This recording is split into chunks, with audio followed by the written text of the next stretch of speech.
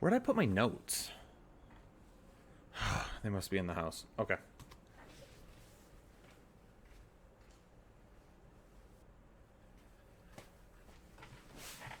All right, I don't have a whole lot of time before he comes back. But, Headliner Nation, Swag Rich is here to tell you something, okay? Under the radar breakouts. One of the most important things that you can find every single season. Those are the guys that can help you win fantasy football championships, okay? Now, Swag Rich is a lot more fun than that guy. Trust me, okay? But he knows what he's talking about. He called Darius Slayton last year. So guess what, Headliner Nation? You gotta listen. Pay attention to him, okay? Because you're talking to the OG breakout, right? You didn't even know who I was until a few weeks ago. And now Swag Rich, his face, his over t-shirts and everything, okay? All right, he's coming. I gotta go. Listen to him, though. Make sure you find those guys.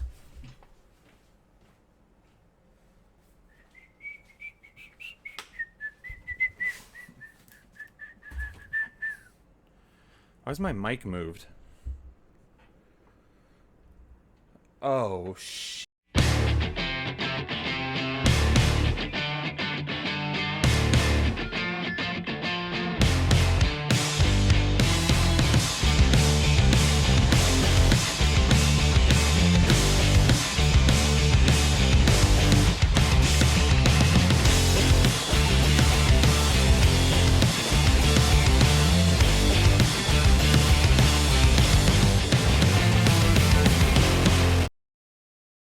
Headliner Nation, what's going on? Kyle back with the Fantasy Headliners.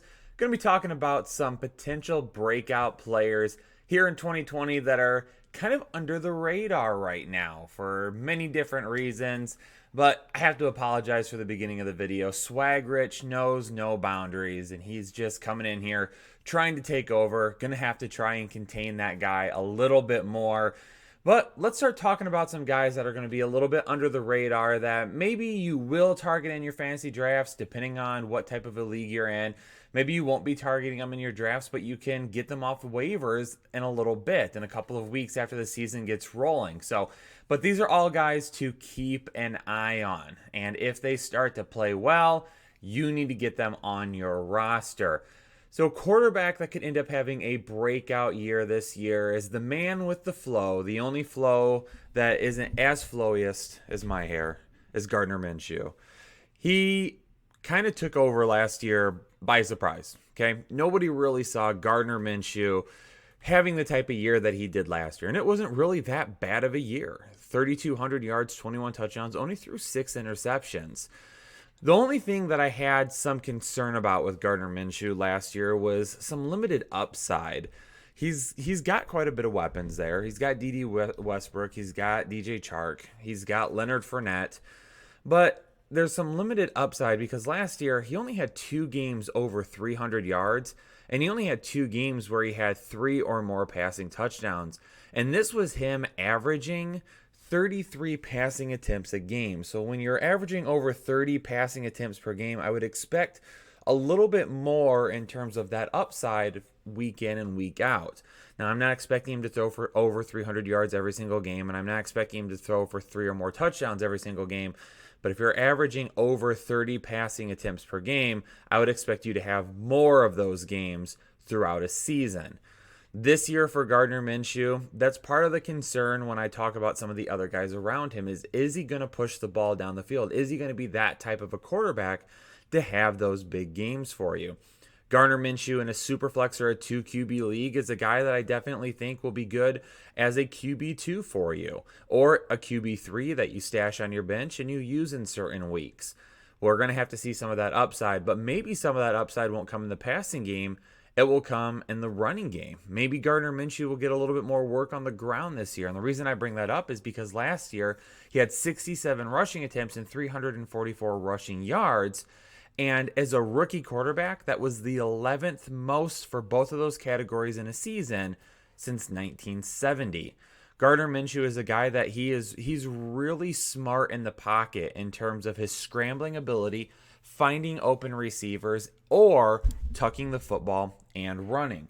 One thing I will say about Gardner Minshew in the run game, though, and it's definitely something to keep an eye on, he had 13 fumbles last year.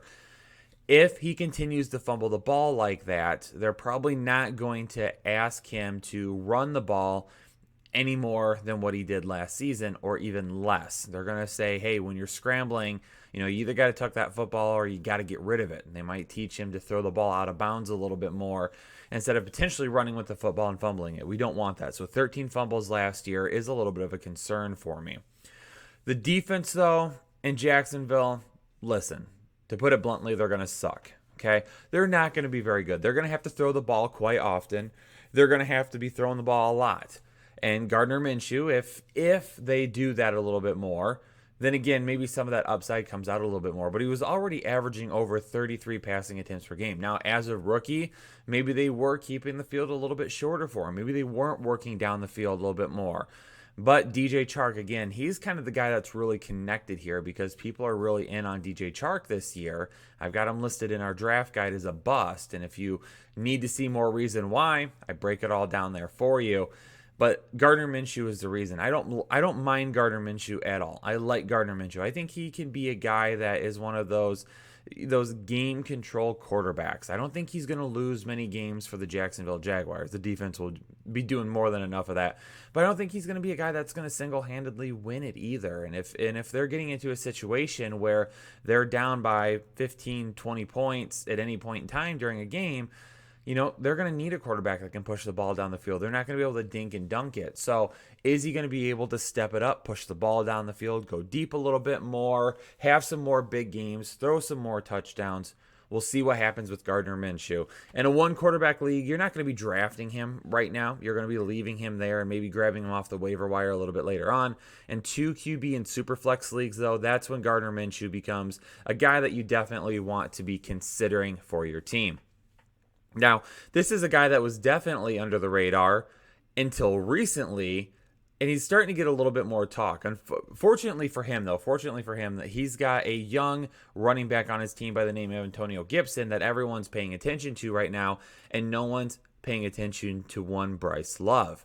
Now, Bryce Love is a guy coming out of college. I liked him. He had some injury concerns, and we'll talk about that in a minute. But his 2017 season, his junior year at Stanford, he had 263 rushing attempts, 2,118 rushing yards, 19 rushing touchdowns, and he averaged 8.1 yards per attempt. Nobody's talking about Bryce Love right now in the Washington backfield. They're talking about either Adrian Peterson or they're talking about Antonio Gibson. When you come out of Stanford, he decided to stay for his senior year. He was there for all 4 years, had a huge junior year. A lot of people thought he was going to come out, and if he did, he would have been one of the top running backs drafted, except he stayed around for his senior year, and senior year was not that great. Had some issues on the offensive line. He just wasn't as good his senior year as he had been his junior year, and then he ends up suffering a knee injury. He ends up tearing his ACL. And then last year, his rookie season in Washington, he has some more issues. And again, we're going to talk about that here in a minute. But in terms of all-time college seasons, Bryce Love has one of the best seasons at running back of all time for college football. That's the amount of running backs right there that have had 2,000 rushing yards or more. That's it. That's the number. That's all of them right there. 21 running backs have only ran for 2,000 yards in a season in college. And Bryce Love has the 10th most rushing yards of all time when he ran for 2,118, which we just talked about. So if you want to look at it from that type of a standpoint, a top 10 overall season at running back in college while he was at Stanford. Now, again, he didn't have a great senior season, and I see some people argue with this. Well, hey, Bryce Love only had one good college year. Didn't have a great senior year. Where was he his first 2 years? His first 2 years, he only had 140 carries, 1,008 yards, and he averaged 7.2 yards per attempt. But, part of the thing was with Bryce Love was he sat behind Christian McCaffrey. Christian McCaffrey was the main running back there while Bryce Love was a freshman and a sophomore. Then he had a great junior season, his first season really being the workhorse in that running or in that team, in that scheme. And then a senior year, again, not that great of a year. But when you sit behind Christian McCaffrey for 2 years, of course, you're not going to have a huge body of work over the course of 4 college seasons. Now, the one thing people are going to be saying about Bryce Love, injury concerns, right? Well, Here's what we're going to do. I've got my man, Dr. Ethan Turner. He's going to come on here for a second and he's going to explain to you what happened with Bryce Love and what his injury outlook is. All right, I needed my main medical man, Ethan Turner, to jump in and help us talk about Bryce Love a little bit from the medical standpoint, because I want you all to hear from him exactly what we're looking at with Bryce Love. So, Dr. Ethan Turner, can you give us a little bit of a background on what Bryce Love has gone through and where he currently stands with his injury profile? So with Love, you're looking at really one injury that's prolonged over the last 2 years. Basically, his last career game at Stanford, the last game of the season, he tore his ACL. And since then, he's kind of had a bumpy road getting back to form of that 2,000-yard season that he had while he was at Stanford. What happened is basically as he was healing, scar tissue had built up and he developed a condition called arthrofibrosis, which is basically just excess scar tissue that is painful and limits a player's range of motion in their knee. And while this was known at the time of the combine, they knew that he might need a second surgery. He did end up having that second surgery in October of last year. And so just last month, the end of July, was the first time that he has been fully cleared to play football since he was drafted, basically since that ACL injury 2 years ago. What you're looking at now is, where is that knee at? Is it 100% healthy? Are you going to see that same type of explosive player that you saw at Stanford? I have questions. Anytime you have a 2-year recovery, I am always a little bit skeptical that everything is 100% back the way that it was. He probably isn't quite to that 2,000-yard season level, but what we do know is that he is cleared to play, and more than likely, they're going to have to find some type of role for him. I don't know if that is immediately. I would not expect him to walk in and be the starter by any stretch of the imagination, but it could be something where we see him getting worked in as the season progresses. And that's pretty much where we're at. From an injury perspective, he's cleared, but there are still some question marks about how they're going to reincorporate this guy that they've basically had on the shelf for the last 2 seasons. Yeah, I think you hit the nail on the head there when you say, he's going to be worked in a little bit. And I think not only from just a making sure he's healthy and getting him back up to game speed type perspective, but just kind of working him into the game plan a little bit as well. And one of the things that I said about this backfield is that, this coaching staff that's coming in now for this Washington team, they're not going to get a preseason to evaluate some of these players that they've inherited. And I think they're going to want to find out, what do they have in Bryce Love? So from your standpoint, let's say, yeah, absolutely, Adrian Peterson kind of starts as that main guy. They work Antonio Gibson in, but Bryce Love, as the year goes on, he shows a little bit and he gets a little bit more carries, a little bit more carries. At one point in the season, do you think, okay, now hit the knees feeling good, he's ready to move forward? Is it like, do you think like it's 4 weeks? Is it half a season? Would it take all year for him really to get back to like the physical standpoint where he's ready to take on a little bit more of a workload?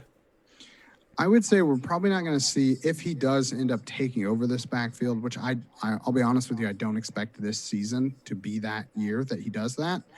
If we see it, it's going to be in probably the last quarter of the season. So we're looking at least 10 weeks before they're building him up to even a 50-50 split with Adrian Peterson, in my opinion. There's no way to know for sure. I don't have any special access to these players, but just given how long his recovery took, given the other players that they have on the team right now, I think that we're going to see sporadic usage of him to start the year. And again, just because he's cleared to play football does not mean that they're going to trot him out week one. We could see, it could be 4 weeks before they even decide to put him on the field. Again, no preseason games really does affect a guy like a Bryce Love, who hasn't played football in almost, basically 2 years. And so you're asking him to step in week one and produce in games that matters. That just doesn't seem to be a strategy that I would expect a team to use, especially with somebody that has had this prolonged recovery. So it could be week 4 or 5 before you even see him hit the field. And I think that is something that you have to basically plan for. We're talking about him getting incorporated in. That could be a few touches for half the season. before he's actually getting used in any type of even change of pace back role. There you have it, Headliner Nation. I knew that you all were going to have questions about how Bryce Love is looking from a medical standpoint, and nobody better than our very own Dr. Ethan Turner to help us out with that. So, Ethan, appreciate you jumping in this episode with us and giving us some Bryce Love knowledge so everyone out there can make the proper decision. Absolutely. That's what I'm here for.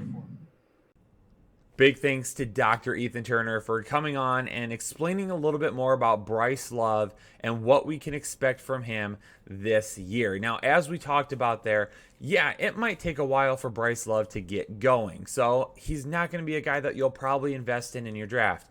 Everyone right now is worried about Adrian Peterson and Antonio Gibson. Let them worry about those two. If you want to draft one of those guys, go with Adrian Peterson because we know that he's going to get some volume and that just keep an eye on Bryce Love. As the season goes on, while he's sitting out there on the waiver wire, if we see he starts to get a little bit more volume, a little bit more volume, a little bit more volume, then grab him and stash him. And then maybe during the second year of the season, that's when that breakout really happens. And he's a guy that you can trust maybe as a running back 3 for the second half of the year. Now let's talk about some wide receivers that could be headed for a breakout. And I've got a rookie for you that I absolutely love. I've been talking about this guy since the draft. And recently, he's been popping up a little bit more in conversation, but don't be fooled. Headliner Nation, if you've been around, you've known about this guy for a while, and it's Bryan Edwards of the Las Vegas Raiders out of South Carolina. Absolutely love Bryan Edwards, okay? At the draft, I said this. He is going to end up being the true wide receiver 1 on that team. Nothing against Henry Ruggs. Henry Ruggs is a speed demon. He is going to be a good wide receiver. But Bryan Edwards is truly the best all-around wide receiver on that team. He has an excellent skill set. He had a very good career at South Carolina that really goes under the radar. Why? Because he played at South Carolina. That happens a lot of the time with these guys. They have good seasons or they have good years while they're at a school like South Carolina that just doesn't get as much attention as some of these bigger schools. And because of that, they get overlooked a little bit. But do not be deceived, okay? Bryan Edwards is not a guy that we should be overlooking. Okay, there you can see his college numbers while he was at South Carolina. Pretty decent freshman season there. And then after that, sophomore year, 793 yards, 846, 816. His senior season would have been even bigger or if he hadn't played in only 10 games. If he had played in 13 games his senior year, he would have had a huge season. He probably would have come a lot closer to 1,000 yards or been over that, and he may have been closer to double-digit touchdowns. In his college career, according to Player Profile, his college dominator rating was 48.4%. Now, if you don't know what a dominator rating is, the 48.4% is the percentage of the team total receiving yards. That was 94th percentile for college wide receivers. And then his breakout age of age 17, which breakout age is the age in which the player achieved a 20% or higher dominator rating. Well, he achieved that in his freshman season as a 17-year-old. That is the youngest breakout age of any college player of all time and ranks him in the 100th percentile. So the dude is a gamer. He had at least 80 targets all 4 years while he was at South Carolina. He had at least a 20% target share 3 of his 4 years. In his junior year, the 1 year in which he didn't have it, it was a 19.4% target share. And he averaged 81.8 receiving yards per game his sophomore, junior, and senior years. So again, the guy is an absolute beast. And the one thing, this isn't coach speak, okay, coming from his quarterback, Derek Carr. Derek Carr recently said that Bryan Edwards reminds him a lot about Devontae Parker. Now, if you're wondering why Derek Carr knows a lot about Devontae Parker, they were teammates together at Fresno State. So Derek Carr has seen Davante Adams up close and personal. And if that's who he's comparing him to, then ladies and gentlemen, we should be hopping on that bandwagon right now. He's a true all-around wide receiver. He can play down the field. He high points the ball very, very well. He's a great route runner. He's able to adjust mid-jump. These are all types of traits that we want in a wide receiver. And right now, because Henry Ruggs has the draft capital, everybody is worried about him. So Bryan Edwards, later in your draft, ladies and gentlemen, I would highly encourage you to spend a late round pick on Bryan Edwards. Add him to your team, see what happens. You might be thanking me later. Absolutely love Bryan Edwards. Maybe not a huge year in his rookie season, but I could definitely see him breaking out maybe towards the end of the year and having a good stretch of games to finish the season. And then 2021, that becomes the year where he really becomes a big-time wide receiver. Allen Lazard, okay, he's not really under the radar anymore. He was at one point, but now that Devin Never Funches has opted out, Allen Lazard is probably going to be the true number 2 wide receiver there. Now, I don't think enough people are talking about Allen Lazard in terms of being a good fantasy producer. But if you can get him as like your wide receiver 4 or 5 on your team, you could be setting yourself up for success. He only played one game in his rookie year, and then he only played 21 snaps week 1 through week 5 of 2019. So all of his rookie season and then through week 5 of 2019, really didn't do a whole lot. Wasn't helping the team in any way, shape, or form. And then all of a sudden, in week 6, he played 17 snaps and has 4 receptions on 5 targets, 65 yards, and a touchdown. At that point, the Green Bay Packers go, maybe we've got something here. Maybe we've got our number 2 wide receiver. Well, from that point on, week 7 through 17, he did average 44 snaps a week. So as the season went on, his snap percentage went up and up and up. And during that time, week 6 through week 17, the 11 games that he played there, he had 64 targets, 48 receptions, 688 receiving yards, and 4 touchdowns. So the guy, he did a good job. He did a good job as a number 2 wide receiver. Now, those aren't numbers that we're really writing home about. Those aren't numbers that we're getting uber excited about. But keep in mind that over the last couple of years, we've really forgotten what it's like for Aaron Rodgers to have a number 2 wide receiver. He used to have a great supporting cast of wide receivers earlier in his career, and he just hasn't had that recently. So we're kind of overlooking it right now. But keep in mind, some notable wide receiver 2 seasons with Aaron Rodgers in 2017. Cobb had 92 targets, 66 receptions, 653 receiving yards, and 4 touchdowns. 2016, Devontae Adams was the number 2 on the team. 121, 75, 997, 12. In 2015, James Jones was the wide receiver 2. 99 targets, 50 receptions, 890 yards, 8 touchdowns. James Jones did that. Randall Cobb in 2014 is the number 2. 127, 91, 1,287 yards, 12 touchdowns. So there have been some notable wide receiver 2 performances in the past with Aaron Rodgers. So we should not overlook Allen Lazard. They don't have any help at wide receiver. Their tight end is a younger tight end that really hasn't done a whole lot in his career yet. I don't mind Jay Sternberger. I think he could be a guy that could help out at some point in time. But Allen Lazard has a little bit of a heads up on him right now. So he could be the guy that's going to be the number 2 target in this offense. And if Aaron Rodgers is slinging the ball around quite a bit in 2020, Allen Lazard should see a good amount of targets and should be, by the end of the season, a decent wide receiver 3 or a high-end wide receiver 4 that you can play in your flex certain weeks when they're going up against defenses that will allow it. A breakout tight end to keep an eye on, Ian Thomas. Now, unfortunately for Ian Thomas, we don't have a whole lot of information on him. And why is that? It's because Greg Olsen has been the starting tight end in Carolina while Ian Thomas has been there. So we don't have a whole lot to go off of right now with Ian Thomas, unfortunately. I can tell you in games in which Ian Thomas played 30-plus snaps, so when he was on the field a considerable amount of time, he did average 4.8 targets a game, 3.5 receptions, and 32.1 receiving yards. But things are different in Carolina now, right? No more Cam Newton. We've got Teddy Bridgewater.